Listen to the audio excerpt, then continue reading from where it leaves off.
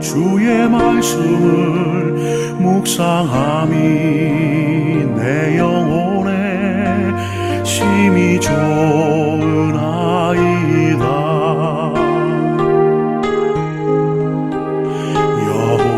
여호와여 주의 말씀을 묵상함이 내 영혼에 심히 좋은 아이다. 다 같이 소리를 내어 중보기도의 자리로 나아갑니다. 하나님 나라의 열매가 이 세상 가운데 나타나지 않아 주를 믿는 모든의 백성들과 하나님의 사명을 감당하기 위해 살아가는 믿음의 제자들이 오히려 영적으로 탈진하고 신앙적인 의욕을 잃은 영혼들이 정말 많이 있습니다. 그런 모든 교회 공동체와 교회 제자들에게 끊임없는 새 힘과 믿음을 주시기를 원합니다. 하나님 아버지, 여전히 견고한 마음으로 이 땅 가운데 하나님의 부름에 응답하여 믿음의 삶에 살아가고 사명을 감당할 수 있도록 연약한 무릎을 강건케 하여 주시옵소서. 많은 세상에 분노가 끌어넘치고 증오가 끌어넘칩니다. 개인적으로도 그렇고 국가와 국가에 대하여서도 그렇습니다. 분쟁과 전쟁이 더욱더 확산된 조짐을 보이고 있습니다. 하나님, 이 세상에 넘쳐 흐르고 있는 모든 분노와 증오와 분쟁과 전쟁이 그치게 하시옵소서. 코로나19가 지금의 확산 조짐을 보이고 있습니다. 확산하지 않도록 하나님께서 이 모든 나쁜 것들을 막아주시기를 원합니다. 예수의 복음이 세상에 열매를 맺어서 그 복음의 열매들로 말미암아 이 세상에서 발생하는 분쟁과 전쟁이 그칠 수 있기를 원합니다. 그리고 싸우기보다 서로를 증오하고 미워하기보다는 하나님을 경외하는 마음으로 모든 예배자의 마음으로 가득 찬 평화의 세상이 될 수 있도록 주님 복음으로 이 세상을 치유하여 주시옵소서. 이 복음 가운데 육체 노동자들의 안전을 지켜주시고 삶의 가치가 인정받을 수 있는 그런 정당한 사회가 되도록 도와주시옵소서. 모든 믿음의 사람들이, 모든 젊은 세대들이 땀 흘림을 기피하지 않고 최선을 다해서 살아가는 데에 주저하지 않는 그런 의욕을 가진 세상 될 수 있도록 도와주시기를 원합니다. 결혼과 출산에 대하여 소망에 가득한 젊은 세대들을 일으켜주시고 신앙 고령화 시대에 오히려 또다시 복음의 세대를, 다시 부흥의 세대를 일으켜 주셔서 하나님의 사명을 감당하는 이 제자들 제사장 나라 되게 하여 주시옵소서. 삶의 예배로 모든 성도들의 신앙이 성숙하게 되고 한국교회가 세계로 말미암아 신뢰가 회복할 수 있도록 세계의 영을 부어 주시옵소서. 내년 나연교회가 예배 초소를 잘 준비할 수 있도록 우리가 하나님께서 인도하시는 예배 초소에서 또 다른 하나님을 경외하는 삶을 이어갈 수 있도록 나연교회의 내년의 예배 초소를 주께서 인도하여 주시옵소서. 모든 말씀 예수님의 이름으로 기도드립니다. 사도행전 19장 1절에서 10절 20절의 말씀입니다. 한 절씩 교독하고 마지막 절 함께 봉독하여 드립니다. 아볼로가 고린도에 있는 동안에 바울은 높은 지역들을 거쳐서 에베소에 이르렀다. 거기서 그는 몇몇 제자를 만나서 여러분은 믿을 때 성령을 받았습니까? 하고 물었다. 그들은 우리는 성령이 있다는 말을 들어보지도 못하였습니다 하고 대답하였다. 바울이 다시 물었다. 그러면 여러분은 무슨 세례를 받았습니까? 그들은 요한의 세례를 받았습니다 하고 대답하니 바울이 말하였다. 요한은 백성들에게 자기 뒤에 오시는 이 곧 예수를 믿으라고 말하면서 회개의 세례를 주었습니다. 이 말을 듣고 그들은 주 예수의 이름으로 세례를 받았다. 그리고 바울이 그들에게 손을 얹으니 성령이 그들에게 내리셨다. 그래서 그들은 방언을 말하고 예언을 했는데 모두 12사람쯤 되었다. 바울은 회당에 들어가서 석 달 동안 하나님 나라의 일을 강론하고 권면하면서 담대하게 말하였다. 그러나 몇몇 사람은 마음이 완고하게 되어서 믿으려 하지 않고 온 회중 앞에서 이 도를 비난하므로 바울은 그들을 떠나 제자들을 따로 데리고 나가서 날마다 두란노 학당에서 강론하였다. 이런 일을 이태 동안 하였다. 아시아에 사는 사람들은 유대 사람이라 그리스 사람이라 모두 주의 말씀을 함께합니다. 이렇게 하여 주님의 말씀이 능력 있게 퍼져나가고 점점 힘을 떨쳤다. 아멘. 아볼로가 고린도 교회 지도자로 떠난 이후에 3차 전도 여행을 출발했던 바울이 드디어 에베소에 도착하게 되었습니다. 거기서 몇몇 제자들을 만났는데 그들은 바울이 복음 전도한 사람이 아니라 그 누군가를 통하여 전도를 받고 예수님을 믿게 된 사람들이었는데 이들도 앞선 아볼로와 마찬가지로 복음에 대해서 알고는 있는데, 예수님을 믿기는 믿는데 복음에 대해서 지식이 부족하고 약간 말씀에 대해서 파편적으로 잘못 이해하고 있는 부분들이 있었습니다. 그러나 그들은 분명히 예수님을 믿는 사람인 것은 분명했습니다. 그들을 물어보니까 그들도 아볼로처럼, 자, 예수님의 이름으로 세례를 받았느냐? 우리는 예수님의 이름으로 세례를 받지 못했었고 세례 요한의 세례만 받았습니다 라고 이야기를 하는 겁니다. 너희들 혹시 성령도 받았느냐? 우리는 성령님께서 계시는 것을 듣지도 못했었고 성령 받은 경험도 없습니다라고 이렇게 이야기를 했죠. 오늘 이 말씀을 통해서 유추해 보면은 아볼로도 성령에 대해서 제대로 알지도 못했고 경험이 없었다는 것을 알 수 있고, 그 아볼로도 브리스길라와 아굴라 부부를 통해서 예수님의 이름으로 세례받는 것도 해결했었고 성령에 대한 이해와 경험도 받을 수 있었다고 우리는 확인할 수가 있고, 그런 성령 세례에 대한 열정이 있었기 때문에 고린도로 출발할 수 있었구나라고 확인할 수가 있습니다. 그래서 바울은 그들에게 복음에 대해서 제대로 가르쳐주고, 요한은 물로 세례를 주었지만 예수님께서 주시는 세례는 구원의 세례이다. 그리고 그 세례와 더불어 성령의 세례 또한 하나님께서 받으라고 명령하셨다라는 그 복음 지식을 상세하게 설명해 준 다음에 세례도 주고, 그리고 그들에게 성령을 받을 수 있도록 안수기도를 해 주었습니다. 6절의 말씀을 함께 합니다. 바울이 그들에게 손을 얹으니 성령이 그들에게 내리셨다. 그래서 그들은 방언을 말하고 예언을 했는데, 그러니까 오순절 성령 강림 사건은, 마가의 다락방에 일어났던 그 사건은, 그리고 베드로가 고넬료의 집에 가서 설교했었을 때 성령께서 강림하셨던 그 사건은 예수 믿는 사람들에게는 이례적인 사건으로 끝난 것이 아니라 그 이후로도 계속 반복적으로 일어나는 사실이라는 것을 확인할 수가 있어요. 누군가는 말합니다. 성령 강림은 오순절날 그 한 번에 끝나는 거야. 뭐 방언 말하고 예언 말하고 열광적으로 성령을 불처럼 체험하는 것은 마가의 다락방에서 이례적으로 끝난 일이고 지금은 그냥 말씀 사역의 시대라고 이렇게 오해하는 사람이 있는데, 사도행전 안에서만 보더라도 오순절 성령 강림은 그때만 있었던 것이 아니라 베드로가 고넬료 집에 방문했었을 때도 있었고, 바울이 에베소에 와서 안수했었을 때에도 그 일이 일어났으니 예수님을 믿고 영접한 사람들은 누구라도 성령의 충만함을 받아야 할 줄로 믿습니다. 본문에서 이 말씀에서 성령 받는 것에 대한 표시로 무엇을 설명하고 있냐면은, 성령 받았을 때 누구든지 그것을 뚜렷하게 확인할 수 있는 어떤 현상들이 나타났는데 조용했다고 볼 수는 없습니다. 아주 열광적인 현장이었던 것은 일단 틀림이 없습니다. 자, 이 바울이 12명 정도 되는 사람에게 안수를 했는데 그들에게 성령이 임하면서 동시에 그들에게서 방언이 터져 나오기 시작했다. 알 수 없는 언어로, 배운 적이 없었던 새로운 어떤 외국어로, 다른 나라의 말로, 또는 과거에 소멸되었던 그 고대어로 기도를 하기 시작하는 겁니다. 그리고 동시에 그들이 예언을 하기도 시작합니다. 분명히 사도행전에서는 성령 받는 증거로서 방언 기도가 나타났었고 예언 현상이 나타났습니다. 그렇다고 해서 방언과 예언만 성령 세례, 성령 충만의 증거인 것은 아닙니다. 그러나 받았을 때 나타난 것은 맞습니다. 방언은 무엇입니까? 이 방언은 사람에게 하는 겁니까? 하나님에게 하는 겁니까? 방언 설교입니까? 방언 기도입니까?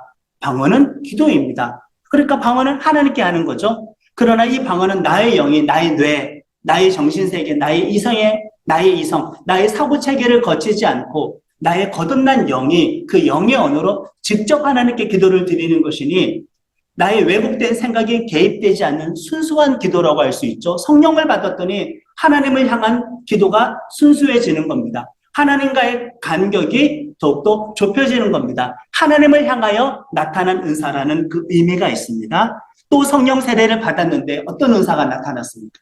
예언의 은사가 나타났습니다.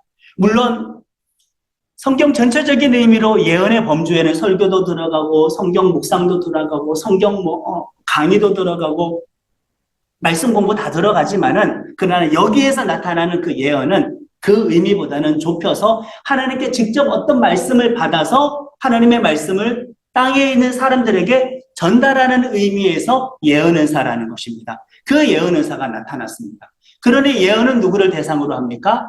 하늘에 계신 하나님을 대상으로 합니까? 땅에 있는 사람을 대상으로 합니까? 예언은 기도가 아니라 하나님의 말씀을 받아서 땅에 있는 사람에게 전달하는 것이니 사람을 대상으로 하는 겁니다. 특징이 있죠? 지금 성령 세례 받았을 때 성령의 충만함을 기도를 통하여 받게 되었을 때 두 가지 은사가 나타났는데, 하나는 방언, 하나님을 대한 순수한 기도, 하나는 예언, 사람을 향한 순수한 계시입니다. 자기 자신의 생각이 개입되지 않은 하나님의 말이었으니 순수한 계시라고 할 수가 있겠죠. 그러니 성령 충만 받았을 때 상징적으로 나타나는 것은 방언 은사, 예언 은사, 이 은사 차원에만 좁혀서 생각하지 말고 하나님과의 관계가 순전해진다, 온전해진다, 가까워진다. 사람과의 관계가 순전해진다, 가까워진다, 온전해진다. 사람을 향한 이 사역에 있어서 순결해진다. 이 의미가 있으니 성령 충만함을 받았으면 하나님과의 관계가 회복되는데 유익하고 사람과의 관계가 회복되는데 유익하다. 이렇게 생각하시면 이 두 은사의 의미가 더욱더 폭넓게 확장될 수가 있을 것입니다. 그러니 성령 충만한다고 해놓고 하나님과의 관계가 좁혀지지 않았다면, 성령 세례 받았다고 해놓고서 사람과의 관계가 좁혀지지 않았다면, 그냥 단순하게 성령 충만함을 자기 만족 차원에서 누리려고 하는 개인적인 사람이라고 한다면 그것은 온전한 성령 충만은 아니고 성령 충만 받은 온전한 반응도 아닌 것입니다. 자, 아볼로가 성경에 능통했다고 했죠. 언변이 탁월한 사람이었다고 했습니다. 그러니 성경을 얼마나 잘 가르쳤겠습니까? 베드로는 어떤 설교 방법, 연설 방법, 좀 더 전문적인 용어로 수사학에 대해서 제대로 배우지 못하는 어부 출신이었지만은 아볼로는 학문의 도시 알렉산드리아에 있으면서 그 수사학에 대해서도 다 배운 사람 같아요. 웅변에 대해서 배웠다는 겁니다. 성경에 대한 지식도 탁월했지만은 잘 가르치기도 했었는데 그런 아볼로조차도 부족한 것이 성령 사역이었다, 성령 체험이었다 이거죠. 말씀 사역 잘하는 것만으로 온전한 사역이 아닙니다. 말씀 사역 잘하는 것만으로, 성경에 능통하고 설교 잘하는 것만으로 하나님의 말씀을 온전하게 이해했다고 볼 수가 없죠. 부족한 부분이 있는데 그거는 바울이 안수했을 때 나타난 이 성령의 현상이었다. 진정한 말씀 사역은 성령을 포함합니다. 자, 보통 말씀 사역하면 무엇이 연상됩니까? 일단 설교, 성경 공부, 성경 묵상, 성경에 대한 어떤 강의 또는 제자 훈련 등등을 생각하기 마련이고, 그리고 성령 사역하면 무엇이 떠오릅니까? 방언 떠오르고 예언 떠오르고 귀신 쫓는 사역 떠오르고 그리고 치유하는 사역 떠오르고 안수 받았을 때 환상을 보거나 하나님의 음성을 듣거나 아니면 천국을 경험하거나 이런 어떤 다양한 체험적인 사역, 능력적인 사역에 대해서 이것은 성령 사역, 이렇게 우리가 말씀 사역과 성령 사역을 나누고 있지 않습니까? 그러나 이분법적으로 이렇게 나눌 것은 아닙니다. 온전한 말씀 사역을 한다고 하면 그 말씀 안에 성령님에 대한 가르침이 있고, 방금 우리가 읽었던 본문에도 읽었던 본문은 성경이잖아요. 그 성경 안에 성령님의 일하심과 어떤 사역 현상이 나타났으니 진정하게 말씀 사역한다고 하면은 성령 사역도 포함되어야 하는 것입니다. 그리고 성경 자체가 무엇으로 기록이 되었나요? 성령의 감동을 입은 저자들이 성령의 감동에 의해서 성경을 기록했으니 말씀 사역과 성령 사역은 나누어지지 않고 하나이다, 함께 간다, 이것입니다. 안타깝게도 대부분의 사역자들, 대부분의 믿음의 사람들은 교파에 따라서, 교단에 따라서 또는 교회의 분위기에 따라서 한쪽으로 치우치는 경향이 강합니다. 대부분의 사역자들도 솔직히 말씀을 드리자면 한쪽밖에 할 줄 모릅니다. 물론 부르심을 따라, 은사를 따라서 사역의 어떤 강조점이 다를 수는 있지만은, 그러나 한쪽에 머물러 있는 것이 나의 은사와 부르심이다라고 단정해놓고 분명히 기록된 온전한 말씀에 대해서 우리가 반쪽만 취해서는 안 될 것입니다. 우리는 끊임없이 구해야 하는 것입니다. 지금 바울이 3차 전도 여행으로 아시아 지역 에베소에 왔습니다. 아시다시피 2차 전도 여행 때 하나님께서 막으셨던 지역입니다. 그리고 2차 선교 여행 마치고 돌아갈 때 잠깐 들려서 브리스길라, 아굴라보글로 내려놓고 잠깐 설교하고 몇몇의 사람들이 더 남아달라고 요청을 했었지만은 바울은 하나님의 때가 아니었기 때문에 그들의 요청을 거절하고 에베소를 떠났죠. 떠나면서 했던 말이 있습니다. 하나님의 뜻이면은 제가 다시 여기에 오겠습니다. 그리고 3차 전도 여행 때 여기 오게 되었으니 지금 바울이 이곳에 방문한 것은 그러면 본인의 계획을 따라 온 것입니까? 하나님의 뜻을 따라서 온 것입니까? 하나님의 뜻이면 다시 만날 수 있을 거라고 했으니 하나님의 뜻을 따라서 온 것이 확실합니다. 하나님의 뜻을 따라서 오게 된 이곳에서 오히려 최장기간 사역하게 되었으니 내 뜻대로 어떤 일을 결정하기보다 하나님 뜻대로 어떤 일을 결정하면은 더 안정적으로 오래 사역하고 더 많은 열매를 맺을 수 있게 되는 것을 우리는 한 번 더 확인할 수가 있죠. 분명히 주님의 뜻과 때가 있다. 때로는 하나님께서는 하나님을 향한 어떤 헌신과 열정에 대해서 찬물을 끼얹을 때가 있습니다. 자신의 열정에 취해서 질주하기보다는 하나님의 뜻을 기다리면서 성숙한 사람보다 되라고 그렇게 하실 때가 많이 있죠. 에베소 자체가 당시에 워낙 거대한 도시인데다가 에베소 주변에는 계시록의 7지역 7교회 편지에서도 알 수 있듯이 인구가 많은 또 다른 도시들도 이 주변에 많이 있었습니다. 이 지역을 통틀어서 아시아 지역, 소아시아 지역이라고 합니다. 오늘 우리의 개념 아시아가 아니라 성경에서의 아시아 개념입니다. 이곳에는 많은 도시가 있고 전도할 사람들이 너무나 많이 있었습니다. 그 말은 무슨 뜻이 될까요? 바울 혼자서 다 전도할 수 없다. 바울 혼자서 모든 사람에게 다 복음을 증거하고 제대로 양육할 수 없다는 뜻입니다. 그리고 바울은 지금 1차, 2차, 3차 전도 여행을 진행해 오면서 복음을 증거하면 증거할수록 위험이 증대되는 것을 경험했습니다. 앞으로 복음을 증거하면 증거할수록 위험은 증대되는데 전도할 도시는 많아요. 혼자 다 할 수 없어요. 그리고 이미 앞서서 바울은 디모데를 통해서도 누가를 통해서도 실라를 통해서도 브리스길라와 아굴라 부부를 통해서도 아볼로를 통해서도 하나님께서 하나님의 일을 하시는 것을 직접 보아왔습니다. 자기가 아니어도 다른 제자들을 통하여 제3자를 통하여 하나님은 기꺼이 하나님의 일을 하실 수가 있었으니 혼자서 모든 일을 다 할 필요는 없습니다. 그러니 바울은 이제 사역의 방향을 바꾸어야 할 때입니다. 아까 바울이 에베소에서 요한의 세례만 아는 제자들에게 예수님의 세례와 성령 세례를 알게 했죠. 그거 전도한 겁니까? 이미 전도된 사람들에게 말씀 양육을 더해서 온전한 복음에 그들을 이르게 했으니 이곳에서는 복음 선포 사역보다는 말씀 양육 사역으로 바울은 사역 방향을 전환하게 되는 것을 알 수가 있습니다. 바울에게 안수기도를 받고 성령 받은 사람들이 몇 명이었습니까? 12명쯤 되었다고 했습니다. 누가 생각이 납니까? 10이라는 숫자.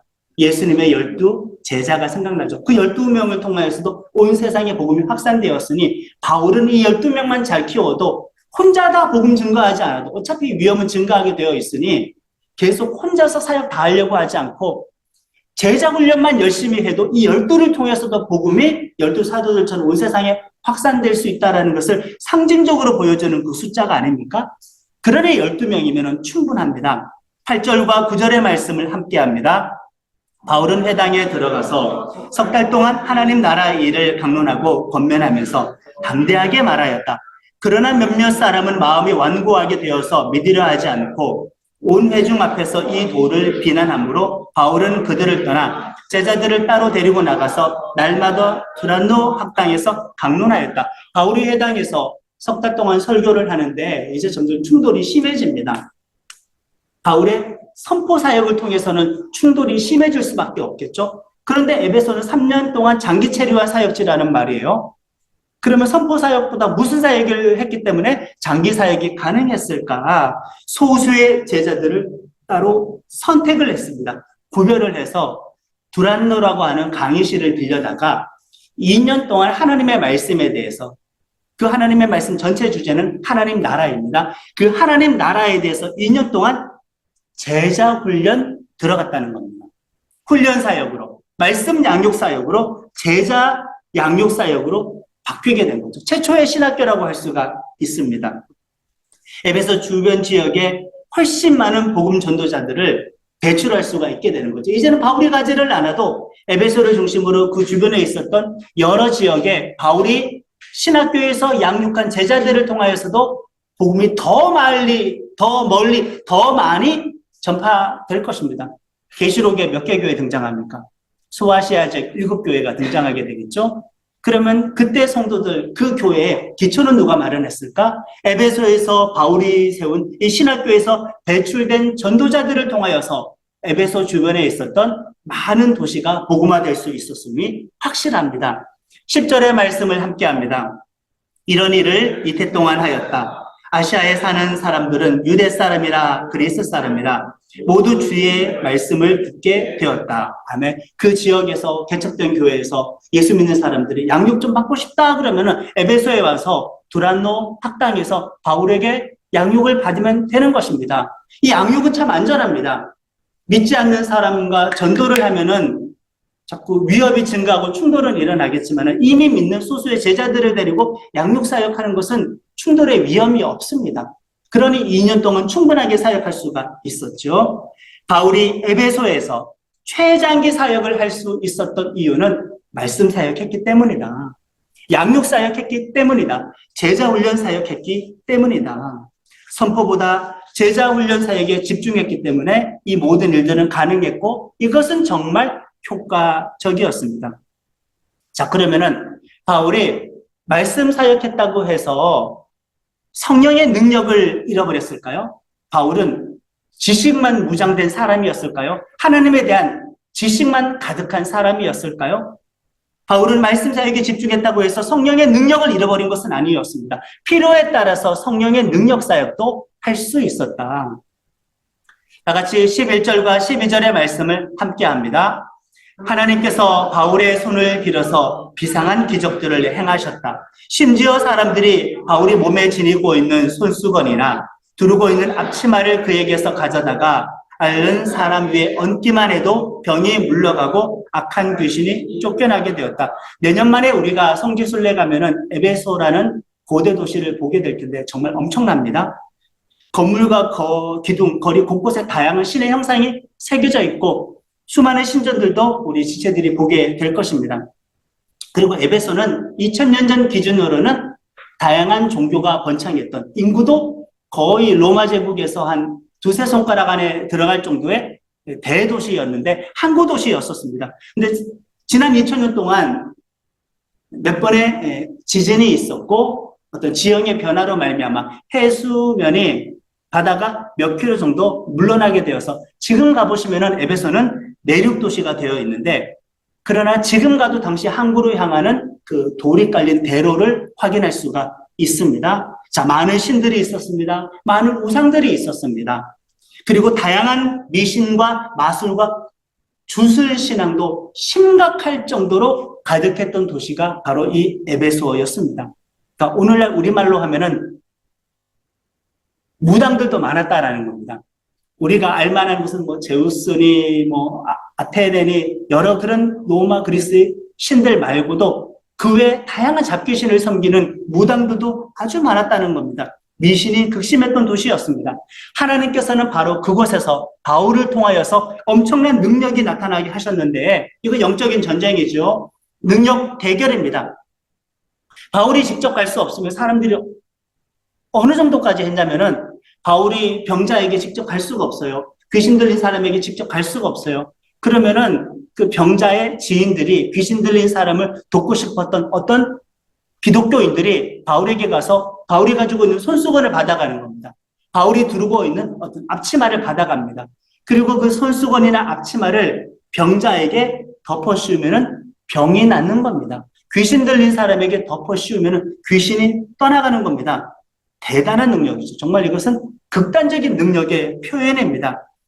에베소에 많은 우상이 있었어도, 다양한 미신, 주술, 마술이 횡행했었어도 하나님의 능력에, 예수 이름의 권세에 미칠 바가 못 된다는 것을 단적으로 보여주는 거지요. 오늘날 제자 훈련의 한계에 대해서 지적을 할 때 이런 말을 많이 합니다. 제자 훈련 받으면은 기도가 약해진다. 제자 훈련 많이 받으면은 성령의 능력 약해진다. 제자 훈련 많이 받으면은 성령의 은사에 대해서 잘 모르게 된다. 이 제자 훈련은 말씀과 교리에 대한 지식 훈련이라고 제자 훈련의 단점에 대해서 지적할 때 그것을 들어서 지적하기도 합니다. 제자 훈련 받았다고 해서 정작 성령의 능력이 생기는 것은 아니다. 이렇게 지적하기도 하는데 사실 뭐 꼭 부인할 수도 없는 것이기는 합니다. 물론 2000년 전과 오늘의 시대가 다르죠. 시대의 상황이 다르고 사람들의 지적 수준이 다르고 의료 체계가 달라서 오늘날의 과거보다 하나님께서 기적을 베푸는 정도를 약간 달리할 수가 있지만은 그렇다고 해서 분명히 성경에 기록된 그 하나님의 능력 사역에 대해서 우리가 부인하지는 말아야 한다. 오늘날에 성령 사역 필요 없고 말씀 사역만 있는 시대라고 제발 단정하지 말아야 합니다. 분명히 그것은 일리 있는 말이지만은 성경에 기록된 것은 우리는 일단 있는 그대로 믿고 강구해야 할 줄로 믿습니다. 오늘날에도 성령의 능력이 회복되길 소망합니다. 나는 교회 지체들에게 성령의 기름 부으심이 있길 소망합니다. 성령의 은사가 있길 소망합니다. 성령의 능력과 기적이 나타나기를 소망합니다. 13절의 말씀을 함께 합니다.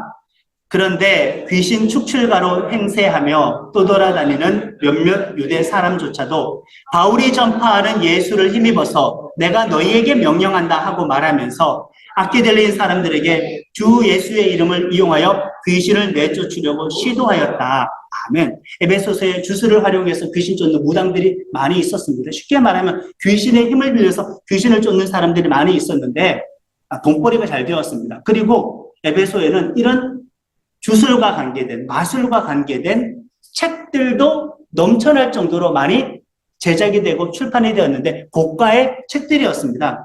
여기서 귀신 축출가라는 헬라어 단어가 엑소르키르테스인데 어떤 단어가 연상되죠? 엑소시스트. 여기에서 귀신 축출자라는 그 단어가 유래했습니다. 오늘날에도 분명히 무당을 통해서 귀신 쫓는 일이 일어납니다. 이해가 안 가죠? 그리고 무당을 통하여서 그 문제를 해결하려고 하고 실제로 귀신 문제가 굿을 통해서 어떤 부적을 붙이는 것을 통해서 무당들의 어떤 가르침과 지식과 행위를 통해서 해결되는 사례가 나타나기도 합니다. 왜 그럴까? 다른 귀신의 힘을 빌려서 귀신을 쫓는 것이거나 또는 귀신과 대화를 해서 귀신의 존재를 인정해 주거나 달래주거나 위로해 주거나 존경을 표시하거나 그런 방식으로 그냥 귀신을 쫓는 것입니다. 또는 부적을 쓴다, 다양한 주술적인 방법을 쓴다, 귀신이 원하는 어떤 질서와 방법에 사람들이 맞추어주는 것을 통하여서도 그것은 귀신을 인정하고 존중하는 행위이기 때문에 그 미신적인 행위를 하면은 귀신이 나가주기도 합니다. 그래서 어떠한 의미에서 무당이 효과가 있기는 하지만은 그것은 쉽게 이야기하면은 예수님의 이름의 권세로 악한 영을 제압하는 것이 아니라 귀신의 힘과 방법으로 악한 영을 쫓는 것이기 때문에 결국에는 본인을 하나님의 자녀로 놓아두는 것이 아니라 마귀의 자녀로 악한 영의 종으로서 묶어두는 그 결과를 초래하는 것이니 그것은 진정한 구원과 능력이 아닌 것입니다. 자, 에베소에 그런 일을 하는 사람이 일단 너무나 많았었다. 참 아이러니하게도 하나님의 백성, 성직자의 자녀 가운데에서도 무당된 사람이 있었다는 거예요. 14절의 말씀 함께 합니다. 스게와라는 유대인 제사장의 7 아들도 이런 일을 하였는데, 자, 하필이면은 하나님의 백성 유대인 중에 일부가 그것도 성직자의 자녀가 지금 무당하면서 귀신의 힘을 빌려서 귀신을 쫓는 일을 했다는 것을 강조하는데 왜 이것을 써놓았을까? 다른 무당들도 많이 있었을 텐데. 바울은 은근히 유대인들을 지금 비판하는 겁니다. 하나님의 백성이라고 해봤자 유대인이라고 해봤자 이방인과 다를 바가 없이 타락했다.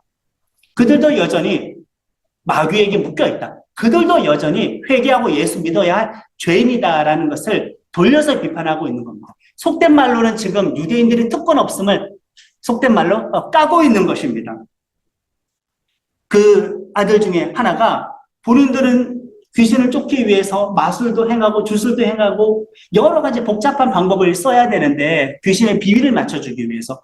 그런데 저 바울은 예수 믿는 사람들은 너무나 손쉽게 예수님의 이름의 권세로 그냥 말로써 예수님의 이름의 권세로 귀신을 쫓으니까 저게 더 쉽네? 내가 한번 해볼까? 본인들의 예수님을 영접하지 않았으면서 인격적으로 주님을 만나고 믿은 사람이 아니면서 그냥 그 이름을 사용해서 본인이 귀신 쫓을 때 한번 해보는 겁니다. 그러니까 이런 표현을 쓰는 거죠. 내가 믿는 예수님의 이름이라는 표현을 쓰지 않고 바울이 전파하는 예수를 힘입어서 귀신에게 나가라고 하니까 귀신이 듣겠습니까? 귀신 입장에서 나 예수 알아. 하나님의 아들인 거. 절대자인 거. 창조주인 거. 권세자인 걸 알아. 그리고 바울도 알아. 예수 믿는 거. 귀신은 압니다. 하나님의 존재를 알고 예수 믿는 사람이 예수 믿는다는 거 알고 있습니다. 그런데 넌 누구냐? 너는 하나님의 백성이 아닌데 그 이름을 사용하냐? 우습게 여겨버리는 거죠. 여기서 우리가 알 수 있는 것은 하나님에 대해서 지식으로 알고 있는 것과 인격적으로 그분을 믿는 것과는 별개이다.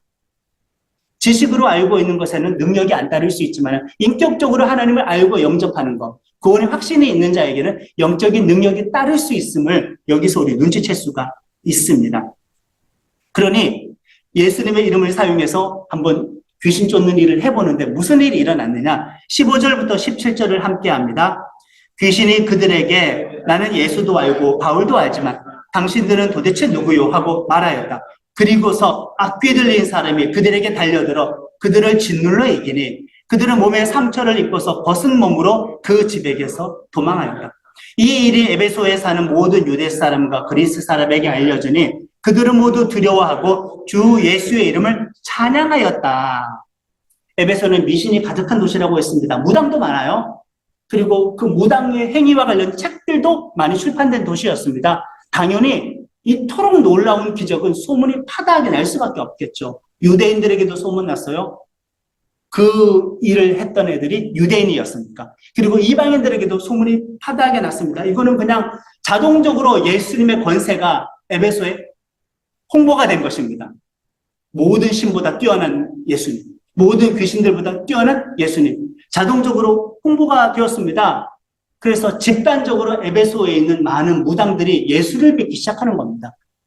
본인들의 잘못에 대해서 회개하고 예수님을 영접하는 기적이 나타난 것이죠. 그들 입장에서는 무당이라고 하는 직업, 마술과 주술을 행해서 귀신 쫓아주는 직업은 돈벌이 생계수단이었는데 자기 자신의 생계수단을 포기하고 예수 믿기로 한 것입니다. 19절 말씀 함께 합니다. 또 마술을 부리던 많은 사람이 그들의 책을 모아서 모든 사람 앞에서 불살랐다. 책값을 계산하여 보니 은돈 5만 리페 맘먹었다. 20절. 이렇게 하여 주님의 말씀이 능력 있게 퍼져나가고 점점 힘을 얻었다. 아멘. 은한입 당시 노동자 하루 품삯인데 오늘 우리들로 환산합시다. 하루 일당 10만 원으로 잡으면 이 5만 양이면은 50억 원어치입니다. 얼마나 많은 무당들이 개종한지 알 수 있겠죠? 대단한 영적인 전쟁에서의 승리입니다. 값비싼 책을 다 태워버렸습니다. 바울의 능력 사역을 통해서 에베소의 귀신들의 체계를 그냥 쑥대밭으로 만들어버린 것이죠. 이 사건 전에 무슨 일이 있었어요? 성령으로 안수했던 사건. 그 다음에 두란노에서 말씀 양육했던 사건. 말씀 사역 다음에서는 또 능력 사역. 그 능력 사역의 결과로 20절에 말씀이 능력 있게 퍼져나갔다라는 결론을 지어버립니다. 성령의 능력으로 일어난 일들을 그를 통한 효과를 말씀이 퍼졌다는 것으로 해서 성령사역, 말씀사역, 성령사역, 말씀사역 이것이 그냥 에베소에서 함께 바울을 통해서 이루어지고 있는 것을 확인할 수가 있게 되는 것이 오늘 우리들에게 큰 교훈을 줍니다. 아, 이것은 나눌 수가 없다. 하나님의 말씀을 부분적으로 아는 것에 멈춰 있지 말아야 합니다. 우리는 성령사역, 능력사역, 성령세례, 성령의 충만함도 꾸준하게 강구해야 합니다. 신앙생활, 사역, 활동, 롱런하는 방법이죠. 그리고 혼자서 모든 일을 다 완료할 생각을 하지 말고 오래 할 수 있는 사역을 선택해야 되는데 그것은 양육사역입니다. 내가 그 양육을 받아야 하겠고 또 나도 그 양육을 할 수가 있어야만 합니다. 여러분이 태어나서 예수 믿다가 하나님께 부름받는 그날까지 12명의 제자만 양육해도 태어난 가치가 있고 인생 살아간 보람이 있어요. 그 12명을 통해서 하나님께서 많은 일을 할 수가 있기 때문입니다. 저는 가끔 그런 생각을 합니다. 저와 우리 가족들 빼고 12명의 성도들만 제가 만약에 제대로 양육만 할 수 있다고 한다면 나는 이 땅 가운데서 과업을 다 달성했고 미래는 없다고 말을 할 수도 있겠구나라는 그 생각을 합니다. 오늘 말씀을 묵상하면서 우리는 말씀 사역에 집중을 해야 합니다. 그리고 그 말씀 사역은 성령의 능력과 다르지 않다. 함께한다. 오래 사역하고 오래 승리하고 오래 부흥하려면 말씀과 성령 사역에 능한 성도가 되어야 하겠습니다. 그리고 또 우리는 성령의 충만함을 받아여서 두 관계가 깊어지고 회복되어야 되는데, 방언기도 하나님과의 관계, 예언 사람과의 관계, 하나님과의 관계, 사람과의 관계, 이것은 성령의 충만함을 받아들이는 자의 진정한 열매로 이 두 가지 관계가 나타나야 된다는 것을 우리들에게 보여주죠. 그 두 가지의 관계의 성숙함을 위해서도 우리는 성령의 충만함을 구해야 할 것입니다. 그런 은혜가, 말씀 사역의 은혜가, 성령 사역의 은혜가 나는 교회의 성도들에게 충만할 수 있기를 다시 한번 예수님의 이름으로 축복합니다. 다 같이 주신 말씀 붙잡고 결단의 기도를 드리겠습니다. 하나님 아버지, 바울은 2차와 3차 전도 여행을 있었고, 철수할 때는 철수했었고, 도전할 때는 도전했습니다. 뜻이 아니고 거절을 받았을 때에는 열정은 있었어도 열정을 따르지 않고 하나님의 뜻을 따라 멈춤을 선택했습니다.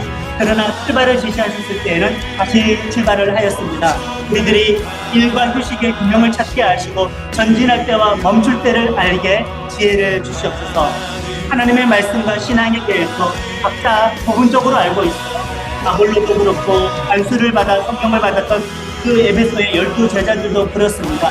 내가 하나님의 말씀과 신앙에 대해서 부분적으로 알고 희미하게 알고 있다는 사실을 인정하고 말씀과 믿음에 있어서 평생 나의 지식이, 나의 신앙이 갱신되고 성장할 수 있기를 원합니다. 우리가 성령의 충만함을 받아 하나님에 대한 기도와 사람에 대한 말씀 증거가 온전하여질 수 있기를 원하오니, 진정한 성령 충만함의 결과로 하나님과의 관계가 발전하기를, 사람과의 관계가 발전하기를, 하나님의 사역에 있어서도 순수함을 회복할 수 있기를 원합니다.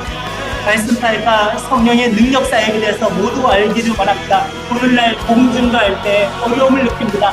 이제 강팍한 시대입니다. 첨단의 과학기술, 그 지식을 다루는 이 시대에서 하나님 말만 가지고도 많은 사람들은 하나님의 살아계심에 대해서 이제는 인정하지 않으려고 합니다. 진정한 말씀 사역에는 성령의 능력도 포함되는 것이오니 말씀 사역과 성령 사역을 모두 알게 하시고 성령의 그 많은 능력에 대해서도 열려있고 사모하고 체험할 수 있도록 우리 모든 성도들이 하여 주시옵소서. 단기적인 말씀 훈련 사역을 감당하고 제자 훈련 사역에 집중해서 한 사람의 유능한 사역자를 세울 수 있기를 원하고, 내가 그렇게 만들어줄 수 있기를 원합니다. 이 모든 양육의 과정 가운데 하나님 우리를 주의 온전한 전도자로 세워 주시옵소서. 예수 이름의 권세로 세상의 악한 영들이 굴복하여 많은 미신 순교자들이 회개하고 예수님을 영접하는 놀라운 그 구원의 역사가 일어날 수 있기를 원합니다. 이 땅에 많은 사람들이 헛된 것을 의지하지 않기를, 미신을 버리고 예수 구원의 복음으로 돌아설 수 있기를 원합니다. 그들의 과거에 대해서 불태우는 청산의 역사가 일어나게 하여 주시옵소서. 예수님의 이름으로 기도드립니다. 아멘. 주의 말씀은 내게 기쁨이라. 주의 말씀은 내게 안식이라. 주의 말씀